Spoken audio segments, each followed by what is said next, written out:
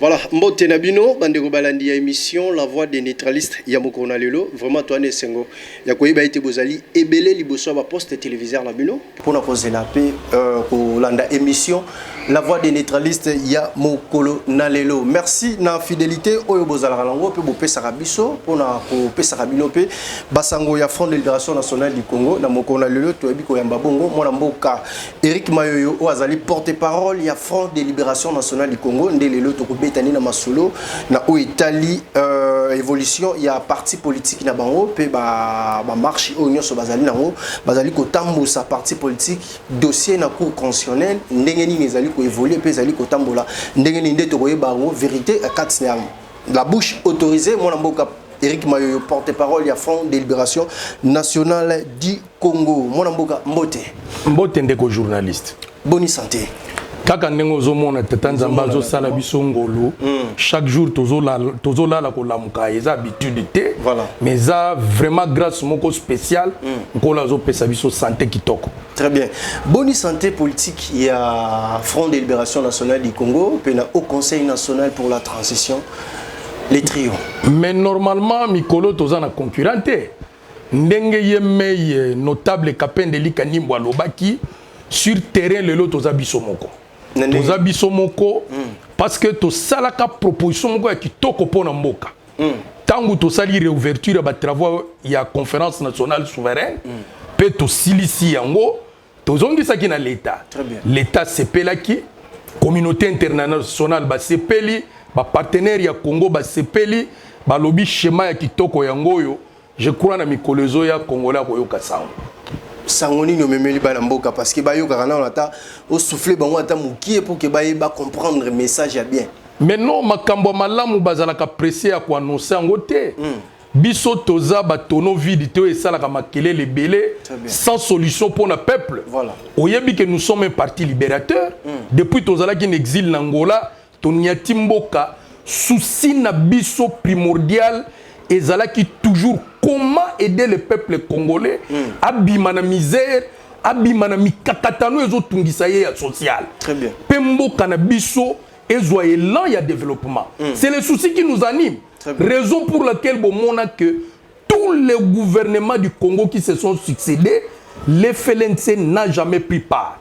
Parce que tout le monde qui quoi aboutir n'a rien peut quoi porter rien au peuple congolais.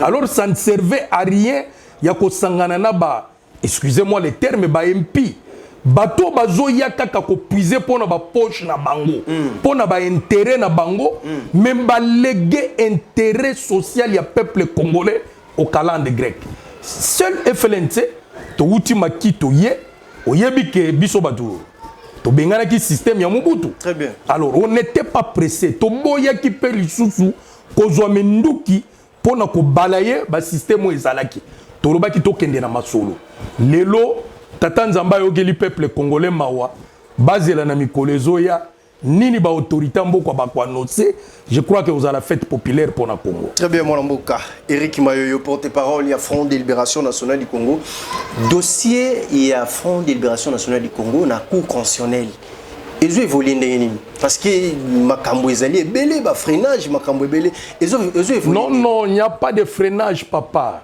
Faut que le Congo vient de loin. Congo connaître ba mikakatano ebele. Soko zongi même na préambule ya constitution na biso. Okomona qu'on a stipulé vu ba différentes crises ya légitimité balingi le sous Congo ezonga na makambo wana te. Et c'est primordial préambule wana. Mais tala lelo mboka na biso ezo ko évoluer de crise en crise. Crise wana mingi et la crise y a légitimité. Or, ce qui déjà me konzambo kazana légitimité popularité, azana mandat au peuple à l'égalité et vous allez pas si pour diriger mboka. Alors dirigeant on a banane, n'a pas conseillé nae. Or, le pouvoir c'est les dirigeants, l'association des dirigeants et le peuple. Très bien. Le pouvoir c'est le peuple qui doit s'impliquer pour mettre en pratique programme social ya ba konzamboka. Mais si c'est les chefs et les autorités établies qui ne font qu'appliquer ou parler de leur programme, et vous avez un impact sur le plan social, même la vie, il y a des Congolais. C'est pourquoi pouvoir et sengaka implication ya peuple.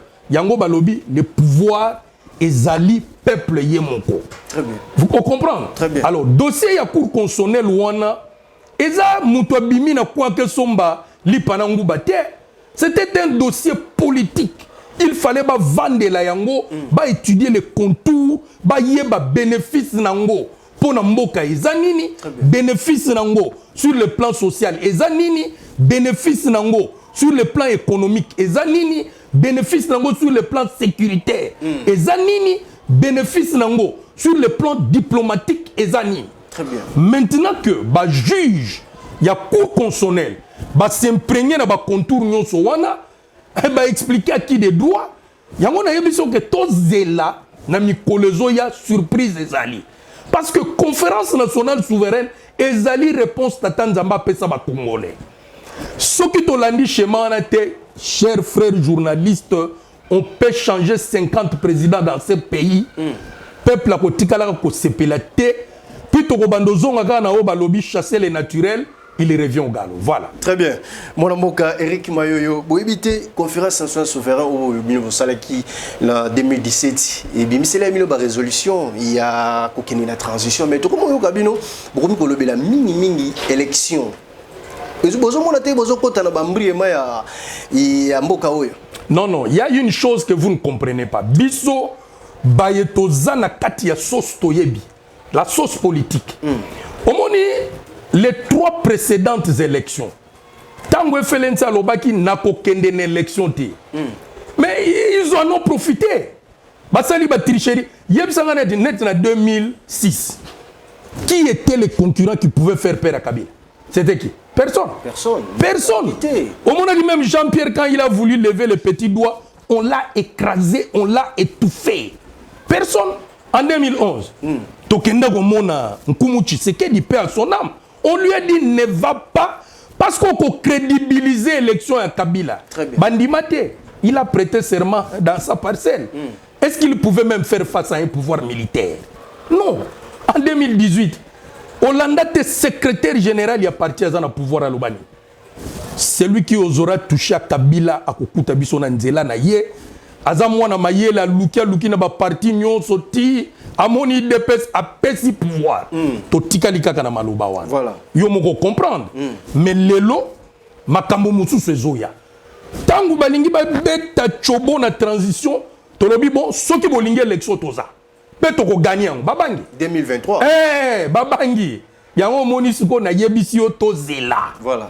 Mabolongo na se tozela d'ici quelques 2-3 mois ba congolais ba koyoka sango. Très bien.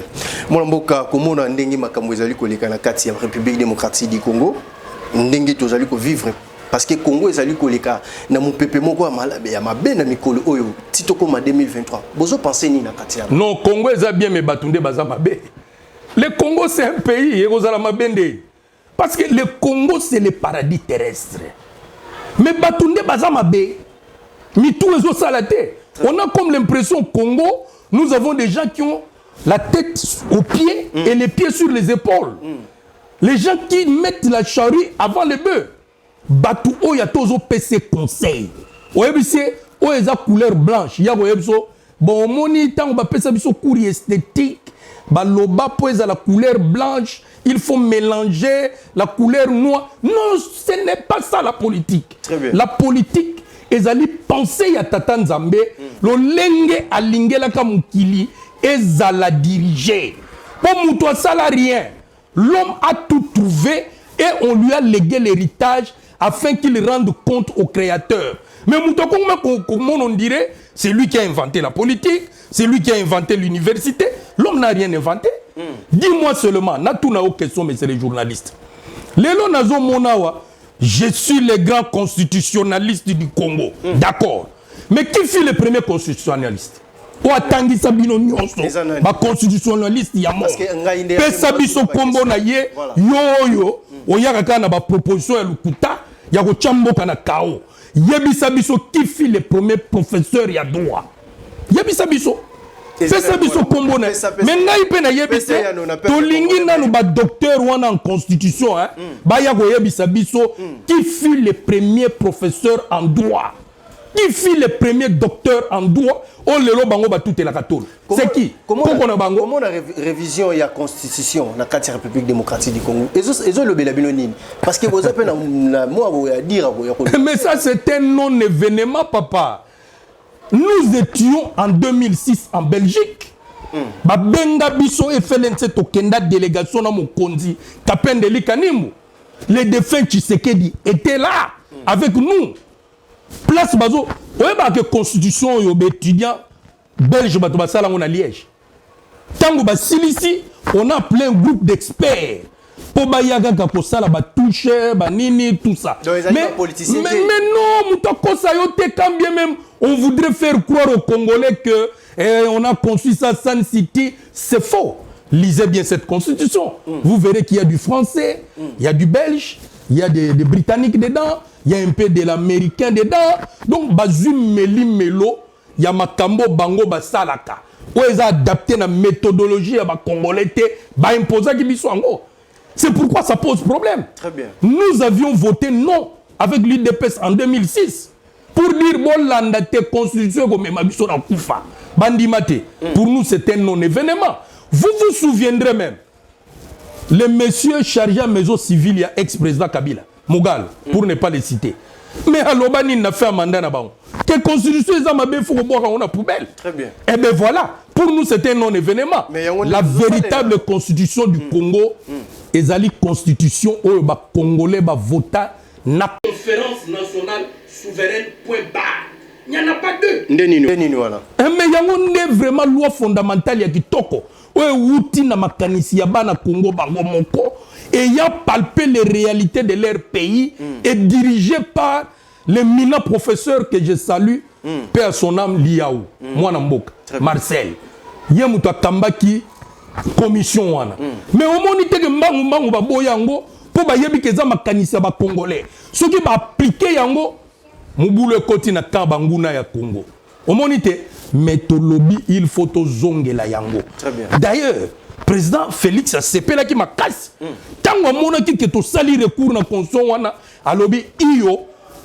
Bon, pour ne pas précipiter les choses, attendons voir. Très bien. Mon amour Eric Mayoyo, Bandego Balandinazo, rappelez Bino Kiazali, porte-parole et à Front de Libération Nationale du Congo. Et administrateur résident de l'État de Bakongo. Il faut toujours ajouter ça. Très bien, mon amour Kanga, la bossana qui met au soufflenga Mosuki Toko Bandego Balandi, Boyo Kindenga Utiko Bakisa Azali, administrateur. Il y a résident de l'État de Bakongo. Très bien. Donc, nous avons Congo, place Wana. Tout à fait. Nous avons géré Bakongo. Tout à fait. Très bien. Présent cordon Nagi Yoki Bato Bazali ko géré vraiment Congo Nyos na kati ya Front de Libération Nationale du Congo Bazali wana. Le porte-parole Eric Mayoyo. Mon mboka. Tout cela les Cambo Italie dialogue parce que dialogue oui le bamaki dialogue to ke da dialogue to ki ba inspecteur ba lobeli ba télémeli ba sali appel médiatique ba lobeli le Cambo dialogue pour na ko interpeller bande ko na bango ba pasteur mosusu mais dialogue oyo bango ba lobela eza kubala na te lokola na dialogue ya mona mboka Kapendeli Kanimbu est-ce que ezali eloko moko oyo mona mboka Kapendeli Kanimbu azali ko bengisa ba politiciens tous les partis politiques ba ya na kati ya dialogue ba fanda ba solo là est-ce que ezali eloko moko? Ben oui, ils ont parlé du dialogue national, dialogue spécial. Eza différente. Mais ici je voudrais saluer ba inspecteur oyo batumingi ba benga ka ba pasteur. Il y a Front de Libération Nationale du Congo. Na bana Congo musu ba comprendre vision oyo. Basangana ki na bango basala ki déclaration wana. Mais mon frère, soko tali depuis 1960, autozoa indépendance de facto, indépendance nominale. Oyo ba pesio na gauche, ba bombi na droite. Très bien. Congolais sala ba dialogue plus de 100 et apporta nini. Dialogue en soi ce que tolingi to résumé yango na format oyo basale la Congo. Ezali batumi bale mingi ezalaka président aza en conflit na baninga ne ba politicien yo opposition. Maintenant pour se satisfaire hein donc li écurie wana pour babi sepelisa bako bengana ba sololi maintenant comme on a président bendi moi ba teto e chaka makelele apesi bango moi biftec au moins bango tout bavandi nye ba yibi peuple ba continuer ma solo mais dialogue spécial au tozo lobela ezali juste poto vanda ko expliquer bandeko que conférence oyo tangu bino boponaka yango biso tozalaki na exil na Angola omoni mais totindaka représentation ya FLNC poto monaki que c'est par là la solution mais boni batu bakufela yango na mois de février to célébraka ba martyr wana boni botiki le chemin qui mène au bonheur pour suivre le chemin grand spacieux qui mène à la perdition bomoni te que depuis bobima na ordre établi à conférence nationale souveraine le pays ne fait que s'enfoncer dans le gouffre mais papa batu ya mwanya même na ba mboka même na ba famille to vandi soko moni batu bako kufa maladi songolo attaquer famille bazala kane babenga ta conférence ya famille babenga ka conseil national ya famille batu bavandi notable ya famille akotuna très bien boni liwana kati ya famille oyo ngana yebite yo yebite oya yebite mais notable akozwa mai à lobby à saki selon méthodologie à chaque peuple nde bakoloba oya komela mai oyo pe yebike ye muto liaka batu oya koyela ye matali mais pourquoi biso ba congolais tongi au la cérémonie wana te très bien mais awa tokomela mai te tokokende kaka na conciliation conciliation elingi kolakisa nini toza biso nyonso ba congolais toza na kati ya Congo tolingi Congo ebonga mais mutu na mutu azana lolengo yazo kanisela yango c'est-à-dire divergence de point de vue nde wana siko tango tokovanda na dialogue toko concilier ba vue na biso nde to bengi yango na union de neutralistes indépendants la conciliation c'est-à-dire to longo la divergence de vues o eza ko partager biso mususu atali gauche mususu droite mususu baloli longi mususu to boka soy to lingi na to concilier ba vue. Lorsqu'on aura concilié les vues autour d'un projet de société commun, c'est alors que nous allons nous réconcilier. Nous réconcilier d'abord en étant vivants et nous réconcilier avec nos héros. Yeba kuya pour la lutte pour la mboka na biso Congo. Très bien. Parce que de là où ils sont, ils nous observent. Qu'est-ce que nous sommes en train de faire? Et de trois, nous allons nous réconcilier avec le Créateur, l'éternel Dieu, maître de l'ouvrage qui est la planète Terre. Oyo biso batuto kitani nango comme ba héritier, comme ba gérant. Mais tant que nous ne ferons pas ça, mon frère, puisque la planète Terre, la politique, les minéraux du Congo ne nous appartiennent pas.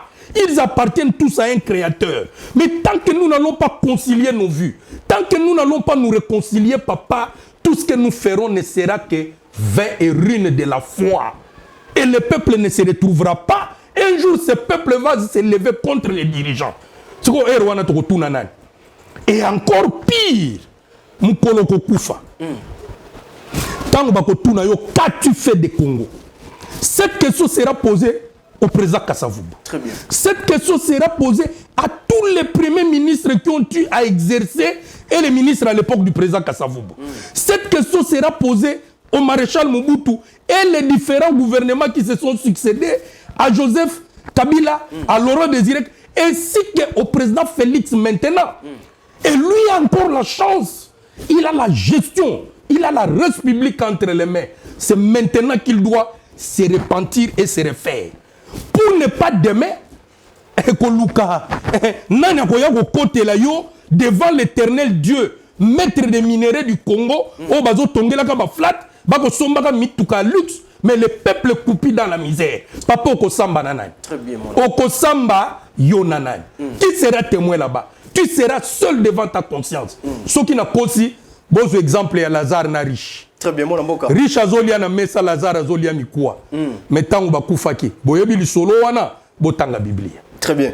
Mon amboka yebisa bandeko balandi vraiment vérité par rapport il y a dialogue, il y a oyo mon amboka kapendeli kanimba zali ko bengisa batu. Est-ce que ezali quoi avancer déjà pour que batu ba izwa ba appel wana ba conservoir pour que ba ya. Est-ce que ça donne avance? Omoni mabe moko eza na Congo eza nini? Congolais sont aux même vérité. À retourner, il y a un sénateur. Attends, na mutukani. À ça, Kenda Poto. Voilà. Je me rappelle, tu as un exemple. Pour moi, le lenga motindo ba Congolais. Tu as un débat avec 5 professeurs d'université na Unikin. Lors de l'élection, il y a Hillary Clinton et Trump. Je leur ai dit c'est Trump qui va passer. Pourquoi? Parce que je suis enseigné par les véritables politiciens qui est Kapendeli Kanimbu. L'homme qui connaît la géostratégie et la géopolitique. Mais écoutez ce que ces professeurs-là m'ont dit. Mais toi, tu as déjà étudié aux États-Unis? Ton président là, est-ce qu'il connaît l'Amérique? Moi, j'ai fait 20 ans aux États-Unis. Je te dis, c'est Hillary. Mais l'élection est salami. Na 20 ans, na qui professeur, na maïel, c'est par là que j'ai compris bazala rabaon maïel était. Et ça quand ba papier ça la kabango. Or papier dirigeant kambo kate. J'ai fini par gagner, Trump a gagné. Parce que nous faisons de la politique. Nous sommes un parti avant-gardiste. Tout le monde a kamaye makoya peut toujours anticiper. Mais bango batikali na ba papier. Or muto dirigeant na ba papier te, muto dirigeant na boanya. Pe mayele ko uta na nkolo papier za nango pour instruction na yo oyeba ko koma oyeba ko tanga. Mais pour diriger le pays, l'homme qui va vous donner l'intelligence et la sagesse eza oyo akela nyonso eza noko na binote eza pe ba lojo bango ba kota ka te. C'est pourquoi ba kosa bango na ba loge résultat fiasco. Il n'y a rien. Dernièrement tozo sala débat na moko. Très bien. Na recommander les qui moko bazoyer na musala akekuna. Mais toi, tu as étudié en Europe? Oh non, j'ai fini ici à l'IEC. Non. Oh, si tu avais étudié en Europe, on allait te prendre sans faille. Mais tu as la degré tout commune de Konangai. C'est quel genre de peuple? C'est quel genre d'élite? Jeunesse moro ça. Tout ça pour Kabouanana nous biso na biso. To linganité. Mouton kolo keli ne lilingi pe na lolenge no lingi ete. Ndembo koko bongisa. O bongisa ngona lolenge ni. Mon moka Eric Mayoyo vraiment tozali ko évoluer kitoko bandeko balandi bazali ko sepela pe bazali ko yoka mai onyo sezali ko bima kati ya plateau na biso mon moka to solona nous ikambo Italie gouvernement union sacré toujours ko yoka ba détournement ezali ko sala mon moka. Est-ce que gouvernement union sacré ezali ko gouverner vraiment kitoko pour que peuple congolais sepela? Mais je risque de vous surprendre messieurs journalistes. Depuis Congo est indépendant, tu as un gouvernement moko. Oh, nous avons aventure. Le véritable gouvernement que le Congo a connu, c'est le gouvernement de Moïse Kapende Tchombe. Paix à son âme. Les anciens. Mais tout n'a pas bisayo. Je suis flatté, je salue mon frère Thomas Louaka. Il a répondu tant que je connais le Congo. Alors, le seul premier ministre. Mais je juge le premier ministre. Na bilan pe na misala na ye. Très bien. Tchombe pendant les 10 mois qu'il a été premier ministre, il avait trouvé des arriérés. Tchombe a appuyé les arriérés, ba dette na Congo azala kinango, a fouti ba salaire, a bandi kolé sabana Congo. Biloko lelo bino bozo tout tolo a bebembe, bobenga ngone ne bemba dula ba soso ba saché.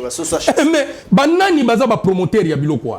C'est Tchombe. Et puis les gens ignorent que à l'époque et la famille politique de Congo et famille. Très bien. C'est le seul gouvernement où tu connaîtras na Congo. Où est Tikali mavungisi na mavungisi. Et loko chichengu na chichengu libungu tulu zéro yango moni peuple aller la kakak aller la kakak. Ce qui veut dire il n'y a pas de gouvernement. Bozo juge gouvernement Samaluko Nini. Nini? Le gouvernement. Mais il fait partie de gouvernement depuis 1960 lelo excepté Tchombe. D'ailleurs, moi, je suis la pourquoi vous pensez Mukumbo? Heureusement qu'il est encore jeune. Mais je parie que peut-être ceux qui a démissionné d'ici là, il peut craquer un jour. Pour ma kambu, moi, gérer, je le félicite quand même. Mais il n'y a rien. Mais yozo monani. Yozo monani, expliquez-moi. Yo en tant que peuple yozo monani. Électricité n'a pas de facteur de développement primordial. Namboka oyo électricité zalakate. Mayikutu ndayebite soki ba mabulo ba belge ba tigaki soki zalakate nde batu basuki wapi. Rien ne va. Pas de route. Ba yebisa ki biso a Kinshasa 0 tout. Mais on dirait na butu ba hippopotame bazo timola ka mabulu. Ngezo lekela ngai.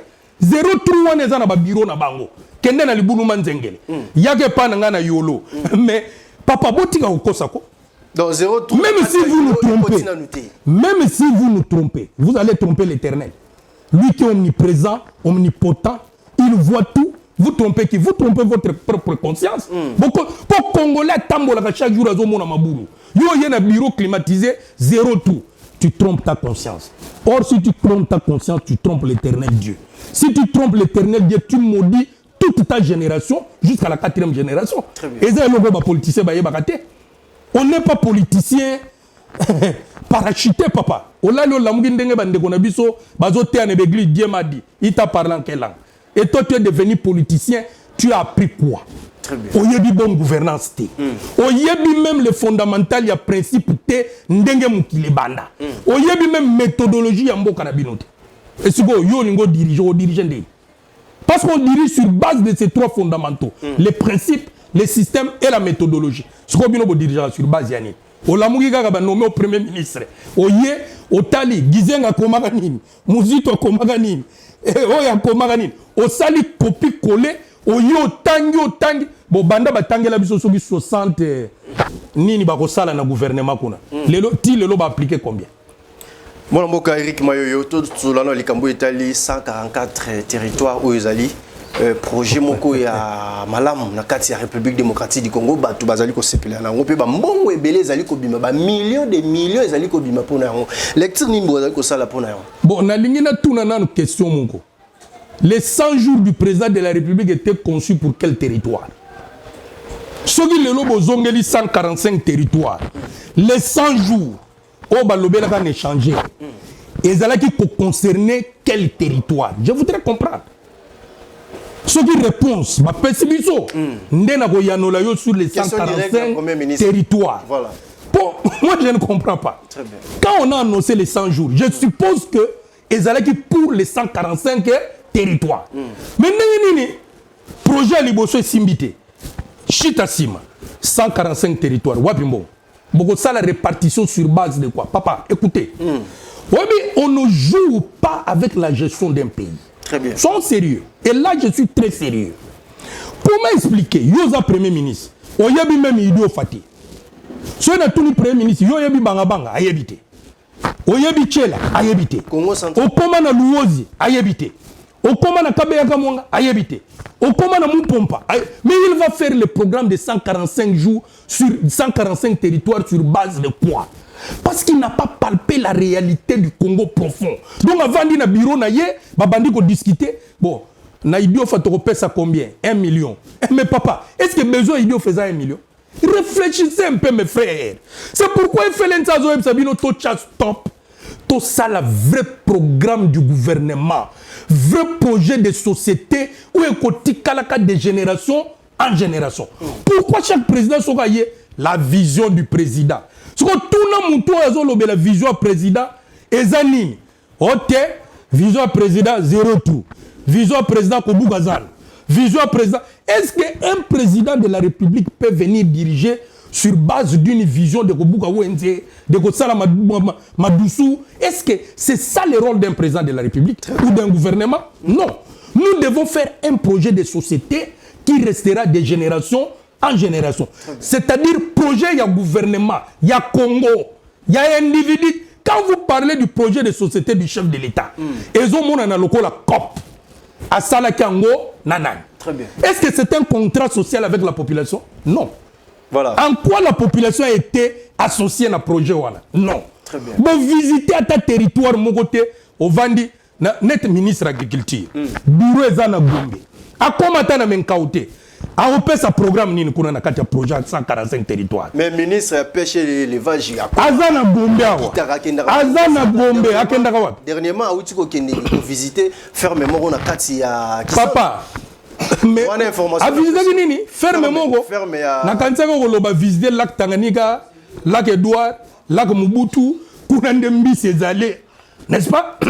Je pensais même que loba nanga ba téléspectateurs ba excuser biso, ba yebi ke mikolo moi encore so koto ezali na mboka. Voilà. Je pense au Roloba, ministre a que visiter Ayeba.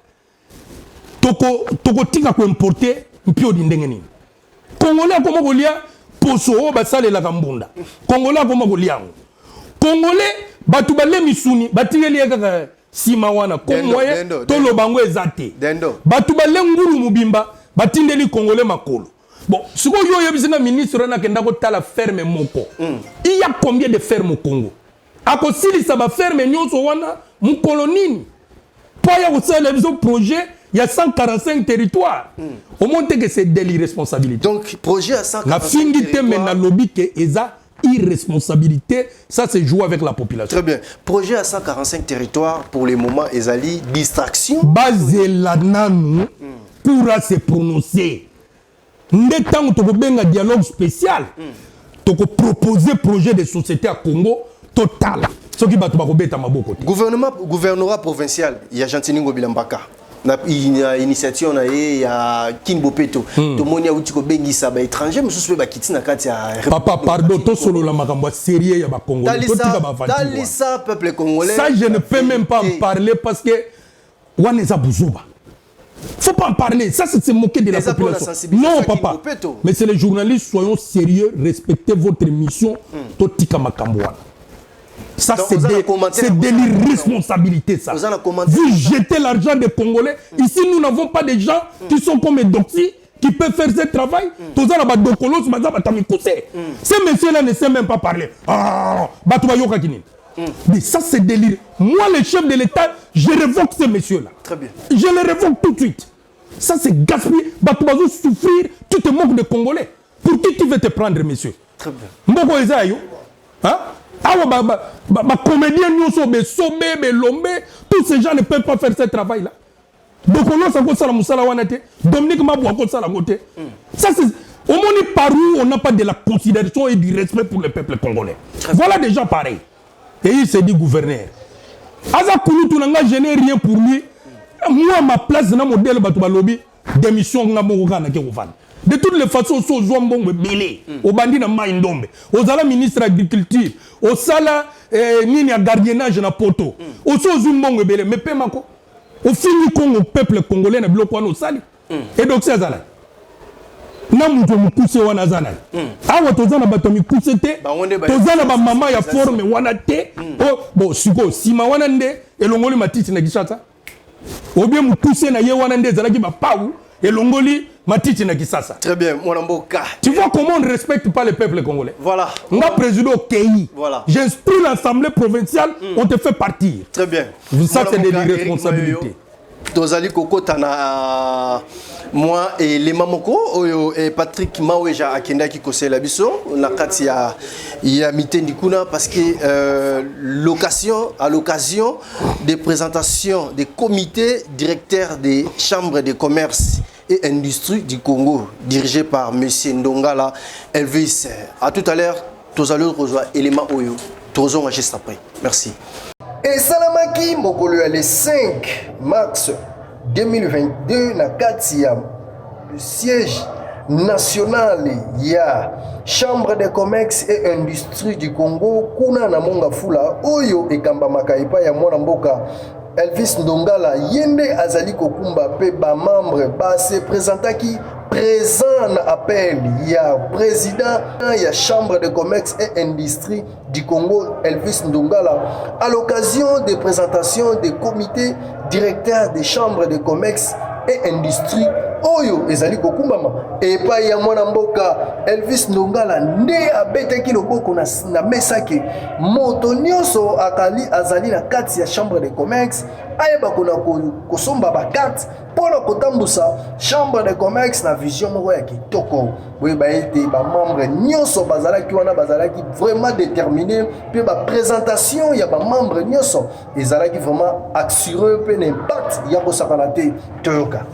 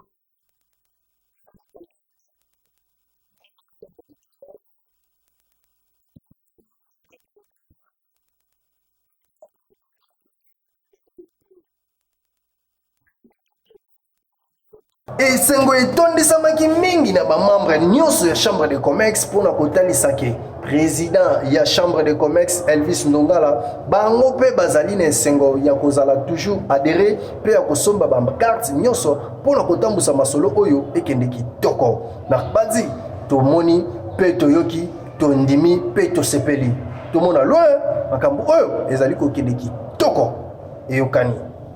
Voilà, ouais, Bandego Balandi, tozongi bongo na plateau et na mona mboka Eric Mayo azali invité spécial na biso pour notre solo la maïnion sur Italie politique et République démocratique du Congo, plutôt Simbi na o Italie dossier ya cour et dossier ya Front de libération nationale du Congo na kati ya cour constitutionnelle ndenge zali ko évoluer pe ba démarche na ndenge zali ko kene mona mboka Eric Mayo auti ko yebisa biso pe a lobeli a limboli yango très bien na kati ya République démocratique du Congo ndenge makambu ezali ko kende mboka Eric Mayo to solana likambo Italie ma sanction internationale ou bazali ko pesa président il a reçu na kati ya monde élection ni bozali ko sala parce que bon déjà vraiment na mboka ye azali ko beta bato ba masasi na kati ya Ukraine guerre za makasi comité international va s'organiser le biba pesa sanction internationale lecture ni nous allons ça la pona bon il y a à boire et à manger na biloko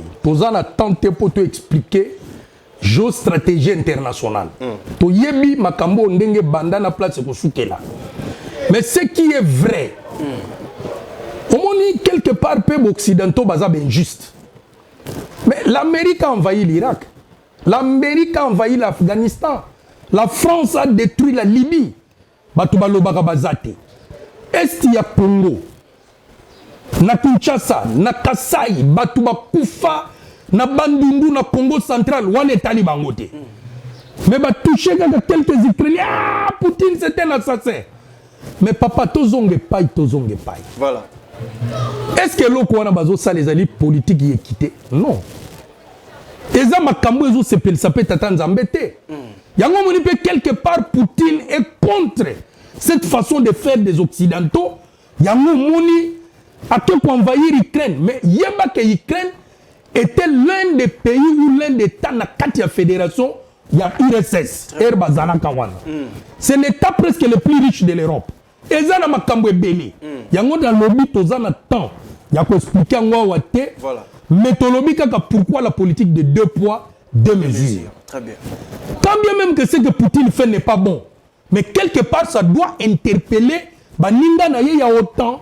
Ba yeba ke mabe ope bango basala ka biso to sepela kana ngote. Très bien. Voilà à peu près pour ne pas entrer dans Muzindo Nango. Et ben voilà. Donc, très bien. Bandego Balandi, vraiment, tu as na souka ya émission Nabison, mon amboka Eric Mayoyo. Tu as vraiment vraiment na souka, mon amboka, moi le ba souka, na peuple congolais. Mais na kamwe le leza mukolo oyo ba maman ba revendiquer ka droit na bango. Au sali même allusion na ngote. To pesi ba maman ya Congo nyonso mbote. Très bien.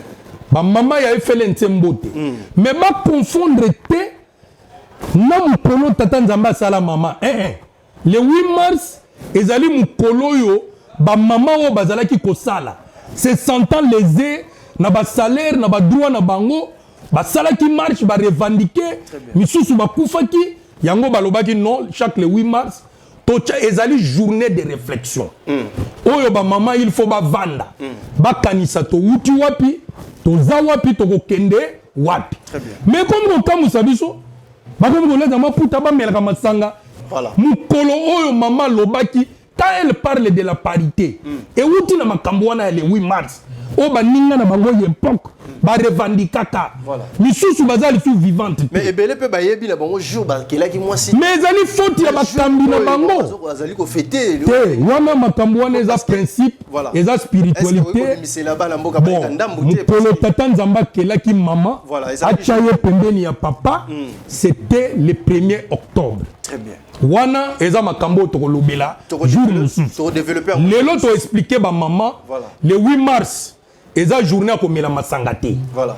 C'est vrai, vous pouvez réfléchir autour d'un verre. Très bien. Mais oyo bino mo komisi le ko la fête mo comme ko senga ka cadeau tout ça ce n'est pas ça. Il faut ba kondia ba maman ba expliquer bango réalité ya mukolo yo ezali journée ya kokanisa. Très bien. To uti wapi to komi wapi tozo kende wapi pona Congo na biso. Très bien.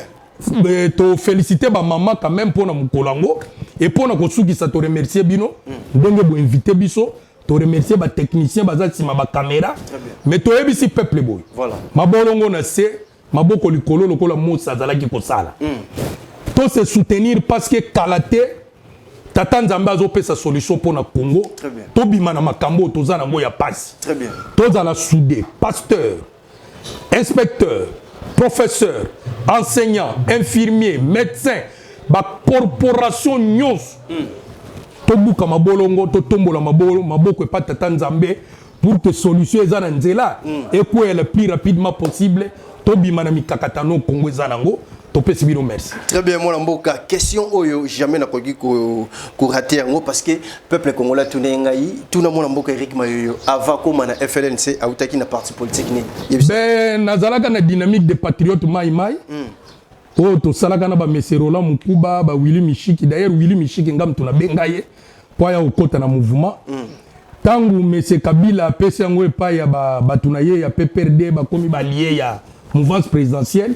Ngana ba conviction na ngana kokaye kotika la kuna te na longwe to bandi ko travailler na monsieur Gabriel Mokia bon to évoluer to cheminer à mi parcours na sali rétrospective na sali bilan j'ai trouvé que c'était négatif. Très bien. Heureusement tant to zalaka na Angola to tikaka mouvement na biso tangu bande ko baye président yale tozongeli makambo na biso akala na chaîne. Voilà donc c'est ça. Très bien mon mboka Eric Mayoyo bandeko balandi vraiment tozalaki ne sengo ya ko présenter émission ale ya mokona lelo to kumisi tata nzambe parce que ya pesi biso vraiment pema makasi sagesse intelligence ya ko yeba ko présenter émission oya lelo coordonnagi soki au présenter qui ba bonne fête c'est pas ya maman vraiment ezali sengo maman ayeba ko sepela pe la fête ya lelo to kutani ya mikolo ezali ko ya merci une équipe technique oyo ba accompagner biso pour que émission oyo ekomela bino na banda kuna bino Patrick Maweja sima caméra ndeko koto yo présent